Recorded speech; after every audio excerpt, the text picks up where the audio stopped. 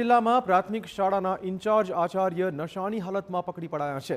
કઠલાલના કાણિયલ ગામમાં કલેક્ટરની મુલાકાત વખતે આચાર્યની પોલ ખુલી ગઈ। ઇન્ચાર્જ આચાર્ય ભગવતસિંહ ઝાલા કથિત રીતે નશાની હાલતમાં હોવાનું સામે આવી રહ્યું છે। ભગવતસિંહ ઝાલા હાલમાં ગંગાદાસના મુવાડા પ્રાથમિક શાળામાં ફરજ બજાવે છે। અગાઉ તેઓ મહેમદાબાદ તાલુકાની રૂદણ પ્રાથમિક શાળામાં ફરજ બજાવતા હતા, જ્યાં પણ તેઓ વિવાદમાં આવ્યા હોવાનું સ્થાનિક સૂત્રો કહી રહ્યા છે।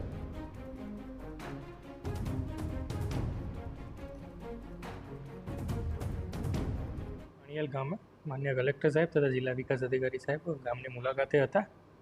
ત્યારે જુદી જુદી શાળા અને આંગણવાડીનો એનો રિવ્યૂ કરી રહ્યા હતા। ત્યારે કાણિયલ ગામના જે મુખ્ય શિક્ષક હતા એમને સાહેબે થોડા પ્રશ્નોત્તરી કરતા એમના પ્રત્યુત્તર પરથી થોડી શંકા જતાં એમના વિરુદ્ધ કાર્યવાહી કરવા માટે માન્ય કલેક્ટર સાહેબ ત્યાં જે PSI હાજર હતા એમને સૂચના આપેલી હતી।